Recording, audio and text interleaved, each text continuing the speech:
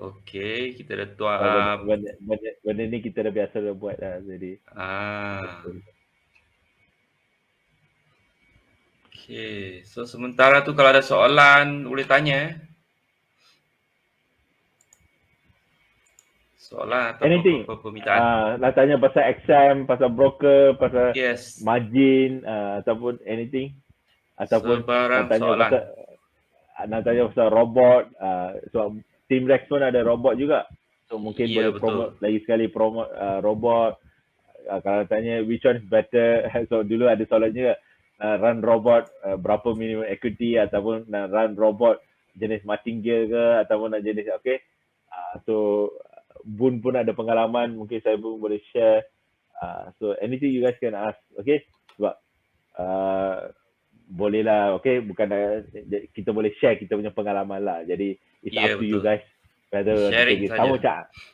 macam analisa macam tadi kita bagi tahu tu. So Boon dengan saya mungkin dah terkena pasal yang JPY naik atas tu.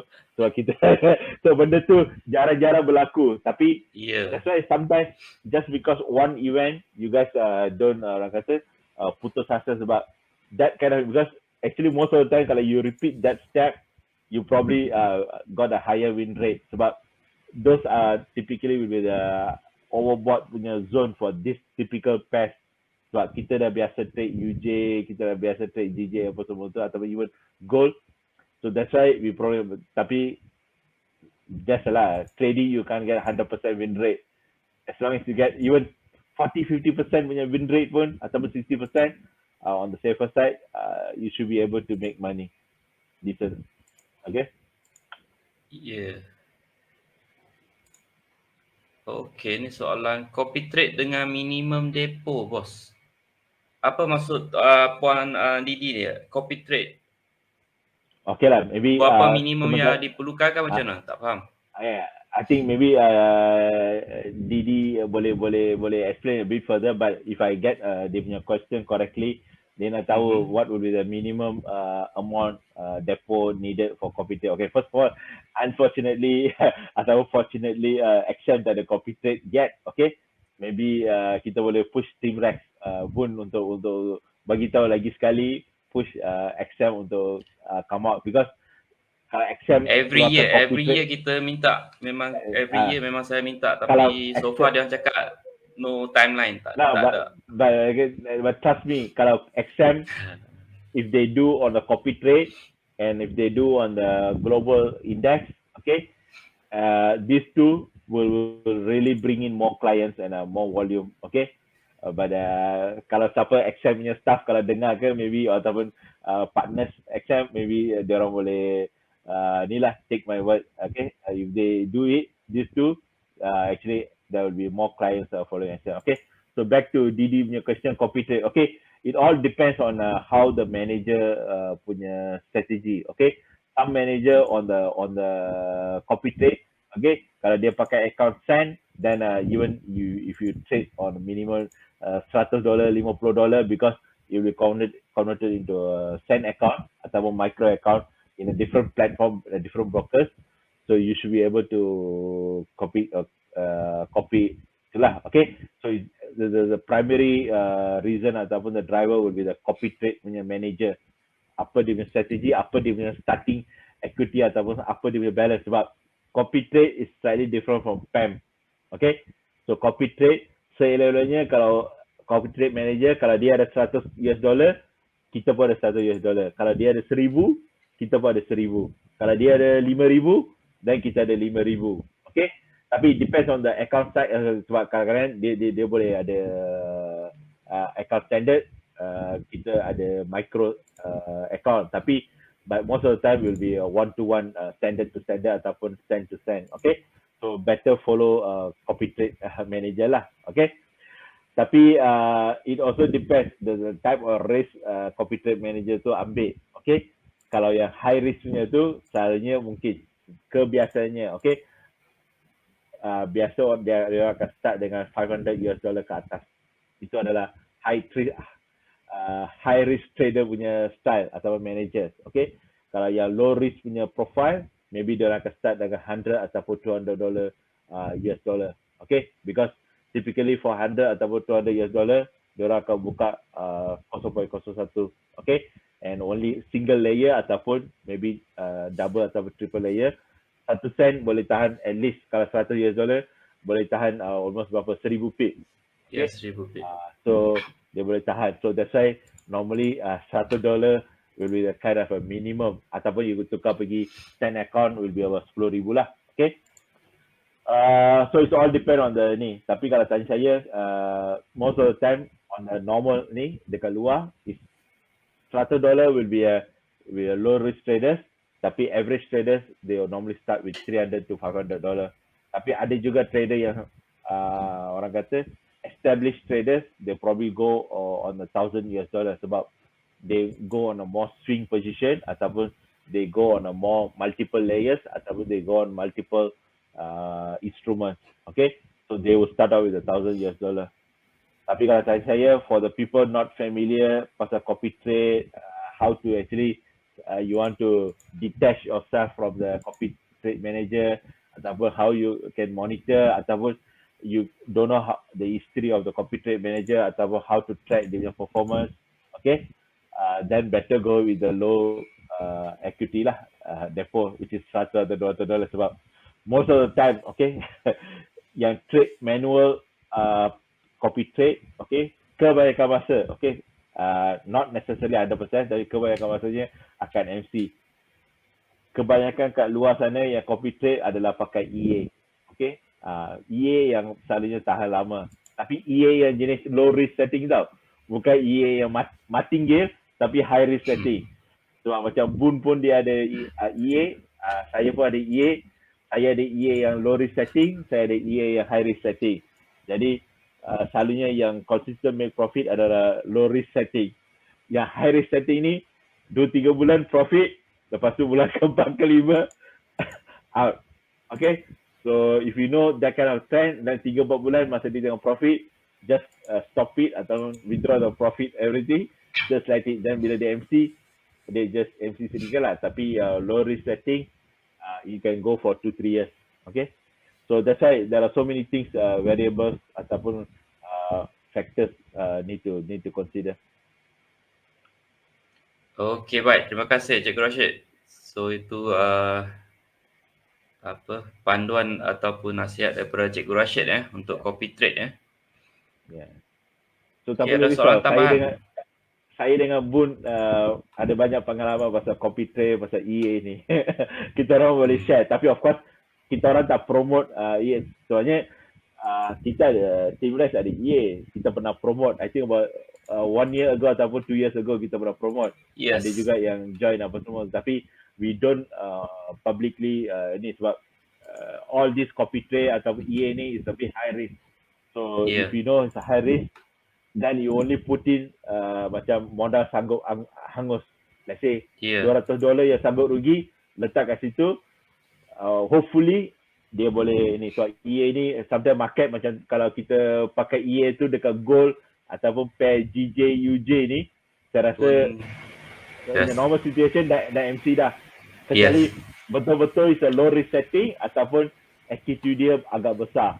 So that's why kalau modal sanggup rugi tu you cuma $200 run EA dalam keadaan sekarang ni, kalau you run UJ pun you boleh MC. Jangan cakap pasal GJ, jangan cakap pasal EJ. Confirm MC. Kecuali kalau you punya modal sanggup angus tu $1,000 tapi dalam micro account dekat XM. Then with the low risk setting dekat multiplier maybe 1.1, 1.2, okay, with the pip start almost dekat 50-100 pip, then dia boleh survive for the last 3-4 weeks. Tapi kalau you pakai multiplier 1.5 ataupun 2, lepas tu pip start dalam 10-20 pip, rasanya minggu pertama masa Russia Ukraine dia serang tu you dah MC dah. Okay, so that's why we need to understand how EA works and what kind of setting you need to set. So that's why orang yang dah lama ni dia dah tahu, okay, for this type of pair, macam contoh EU I can go for high risk setting. Tapi UJ pun certain extent I can go for high risk setting. Tapi Japanese yen pair normally UJ we can go for medium risk. Tapi kalau GJ better go on a low risk setting. Sebab GJ, dia punya pergerakan dia boleh 500-800 pip. Especially dulu masa Brexit 2-3 tahun lepas, dia boleh naik 1000 pip. So, account you tak boleh dah sustain.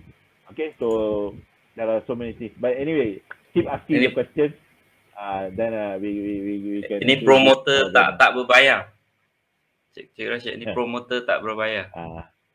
Ni. Sebab actually, if you ask me, I think a few session kita pernah bagi tahu. Actually, yang mana yang lebih baik, sama ada manual ataupun EA. Kalau tanya saya, jangan tanya yang mana baik. Why not dua-dua? Okay? So dua-dua dia punya ni lain. Okay? Satu, you tak payah fikir, you tak payah risau. Dia akan run 24 hours, you tak ada emosi. So let it run, just consistent profit. You trade manual, split it into 2 or 3 accounts. One account low risk profile atau portfolio growth. The other one high risk setting, you nak full margin ke, you nak letak satu lot, 2 lot, MC tak sampai 60 saat, tak sampai 3 minit, depo balik. Lepas tu MC tak sampai 5 minit, depo balik. It's up to, but then I'm not promoting that, okay? But this is a different strategy. Maknanya you punya EA akan just let it be. You ada low risk account untuk you swing the account. You ada high risk account untuk you get a quick gain. Tapi most of the traders kita selalu fail dekat quick gain account tu. Dekat situ yang selalu kita akan gagal. So actually emosi lah yang. Yes, that's what I'm saying. Kalau you tak nak, sebab emosi tu kita susah nak kawal. Kita senang cakap sekarang ni market tak jalan, saya dengan Bun boleh confident, boleh tunjuk chart, oh ini akan berlaku apa semua tu. Cuba saya dengan Bun masa market tengah jalan tu. Tengok buka MT4. Tambah-tambah dah hantar askar. Lepas tu tambah-tambah dah ada askar. Walaupun analisa kata, contoh, analisa saya kata gold sell. Tapi bila saya tengah buy gold, tiba-tiba ada satu ni. Lepas tu gold tengah turun, ada dah saya sell. Saya akan buy tinggal. Lepas tu sampai buy. Yeah. So emosi tu memang susah nak kawal. Especially kalau kita ambil high risk trading. Okay. Suatu orang yang jenis yang boleh kawal emosi, dia santai-santai, low risk, no issues. Okay. Suatu trader kadang-kadang dia cepat beruban. Asyik menghadap chart je. Orang yang jarang menghadap chart ataupun orang kata uninstall MT4 to MT4 single layer, mungkin dia tenang lah. Ini kejap-kejap kita buka, pergi toilet buka, sambil tidur buka, pukul 3-4 pagi buka lagi. Kalau newbie time saya macam tu lah Cik Rashid. Itulah, ada satu gambar. Scalp every time pun akan tengok phone. Ada beberapa gambar orang tunjuk pasal forex trader kan. Sambil makan tengok, sambil mandi tengok chart, sambil ni semua, sambil drive tengok chart. So selalunya newbie first 1-2 years dia akan buat macam tu lah. Okay. Tapi trader yang biasa lepas 3-4 tahun jarang lah buat. Kecuali kalau dia tengah floating. Kalau dia tengah floating tu, masa tu lah dia menghadap chart. Tak sampai 5 minit buka chart.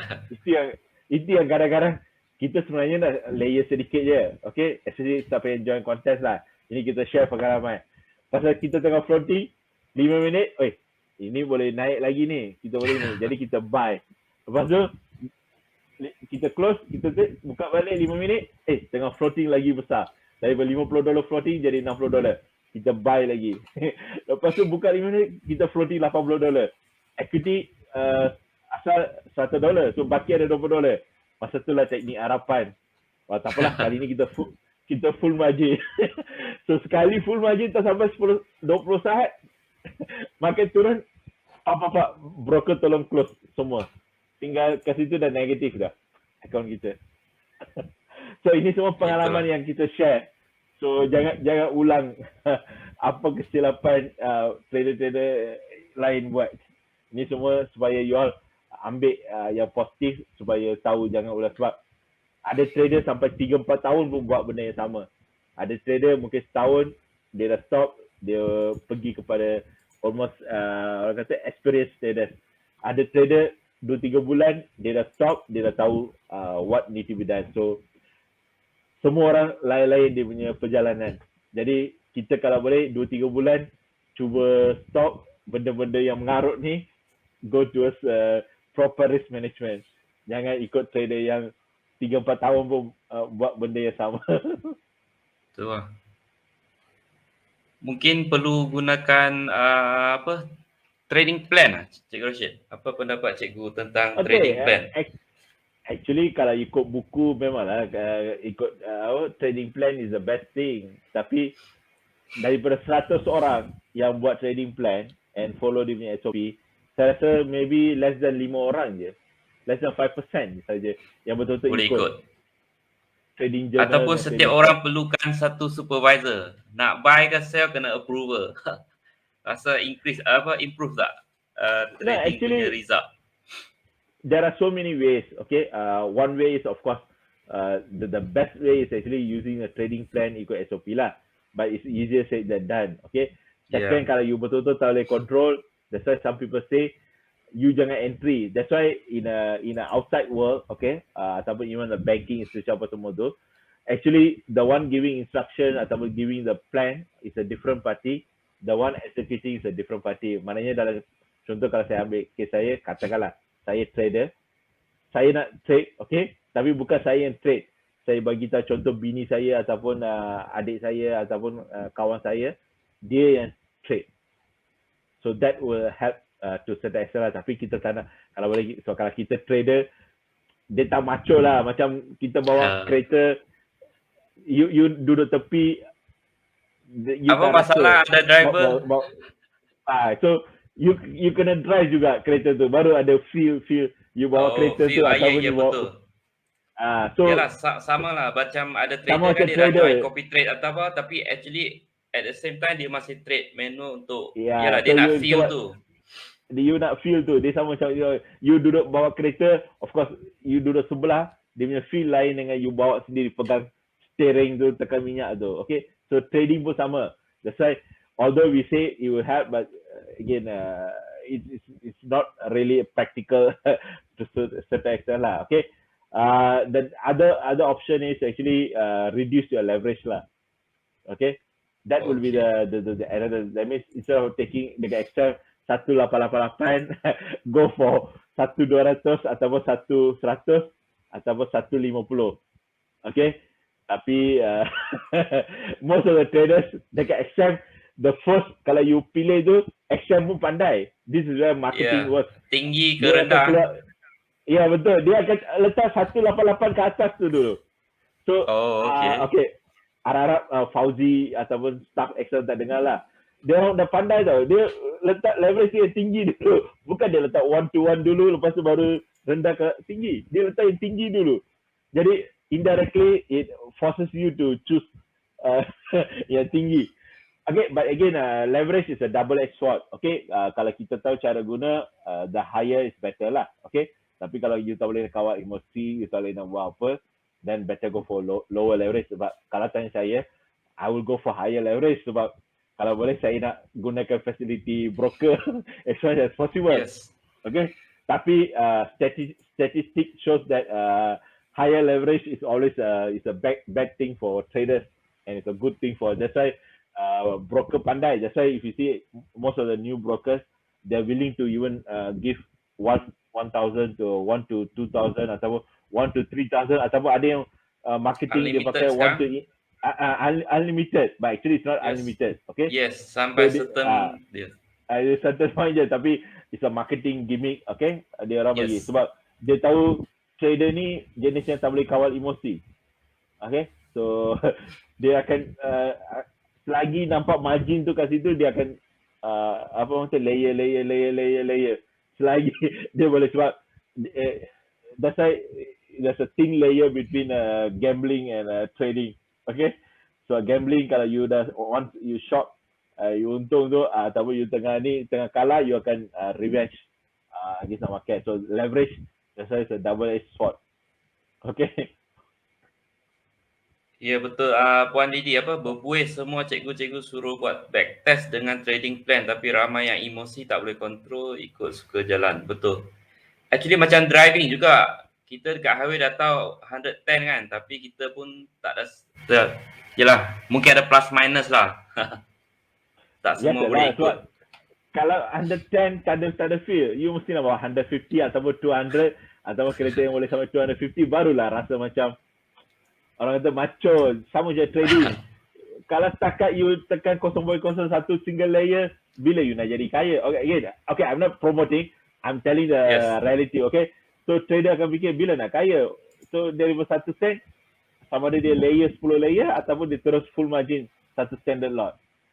Okay, so this is what we have to avoid.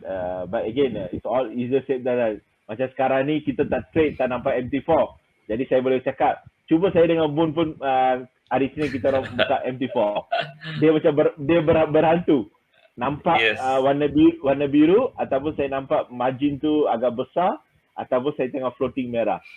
So semua tu adalah orang kata dia macam hantu. Dia akan suruh saya tekan. Lepas tu, lepas 5 minit, saya buka MT4, tengah floating, dia akan suruh saya tekan. Padahal, saya punya trading plan adalah asalnya untuk buy, untuk sell.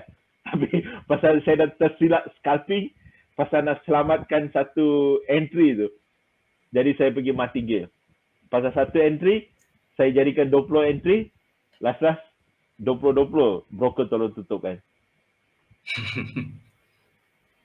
Another point mungkin set and forget lah supaya kita kurangkan tumpuan pada chart tu. Yes. Actually the best advice is actually set and forget. That's why macam saya kata contoh saya ada account lain yang low risk apa semua tu.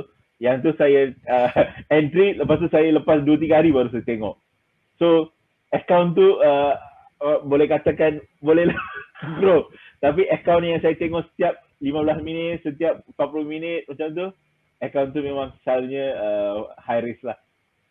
So bila makin kita tengok, makin ada setup tu yang ada kan. Padahal tak wujud pun setup. Itulah, dia kalau tengok chart tu, dia macam kita berhantu. Tak ada setup pun, no. Kita confident. Macam contoh yang gold tu. The good example, kalau siapa yang trade gold ataupun even pair JPY last week pun, gold nampak macam nak ke atas, so tapi dia turun sedikit, kita buy sampai dia turun, lepas tu buy. Lepas tu kita nampak macam sell, kita sell, dan naik ke atas, itu pun buy. Okay, Tuan Sanjay. Leverage tinggi best, sir. Senang depo based on XL or willing to loss on one setup. Itu ialah macam selalu kami cakap MC itu MC sebagai stop loss lah. So depo amount tu then so itu salah satu cara lah untuk control. Actually Sanjay strategy is one of the among the best strategy lah. Okay. So siapa trader yang atau viewer yang tak berapa ni, okay, I elaborate a bit sebab trader-trader yang biasa join contest ni dia ada banyak strategi. So Sanjay punya strategi saya pakai bullet style. Okay. Dia pakai satu bullet, okay. Setup tu tak menjadi, dia pakai second bullet. Setup tu tak menjadi, dia pakai third bullet. So, based on the probability atau statistik, kebanyakan masa 4-5 kali tak jadi, kali ke-6 akan jadi. Okay. Tapi selalunya 3-4 kali tak jadi, kali ke-5 akan jadilah.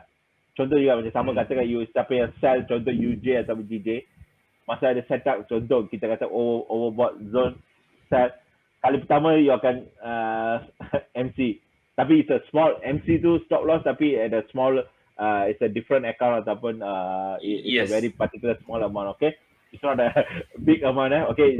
That's why you guys need to know, okay? So kali pertama dia sell tak jadi. Kali kedua dia sell ke atas tak jadi. Kali ketiga dia sell.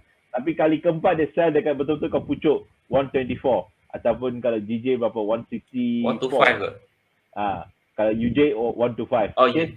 Yes, UJ 125. Kalau UJ 125, kalau GJ. So kalau dia dapat pucuk tu, dia kalau dia peram berbulan-bulan dia boleh peram tu. Sebab 125 tu most likely can be pucuk ataupun GJ tu 160 tu itu dah boleh menjadi pucuk betul. Tengok Sanjay dia itu. So that's why. So siapa trading contest ni kita tahu cara-cara tapi kadang-kadang bila kita trade sendiri tu, okay, masa kita mengenai macam tu, better saya share few strategy. So siapa yang tak biasa join contest tu boleh cuba teknik macam ni lah. Okay. Tapi kalau saya sendiri mengarah chat tu lain jadi. Masa kita tengok ada chat. Betul. So that's why for contest, you guys can use this kind of a bullet method.